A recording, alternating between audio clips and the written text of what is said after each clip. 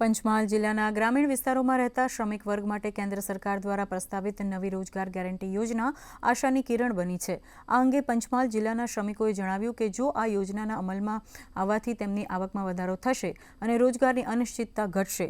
દૈનિક મજૂરી પર આધારિત અનેક પરિવારો માટે વધારાના 25 દિવસની રોજગારી महत्वपूर्ण साबित થશે। अभी केंद्र सरकार ने जी राम जी योजना को मंजूरी दी है और बिल पास किया है। हम बहुत अच्छी तरह से उसको स्वीकार करते हैं। और दूसरा कि ये योजना का लाभ पहले 100 दिन का मिलता था, अभी उसका 125 दिन हुआ है। इसीलिए वो हमारा रोजगार में 25 दिन बढ़ा है, इसलिए आमदनी भी बढ़ेगी और बहुत बढ़िया हमको लगा।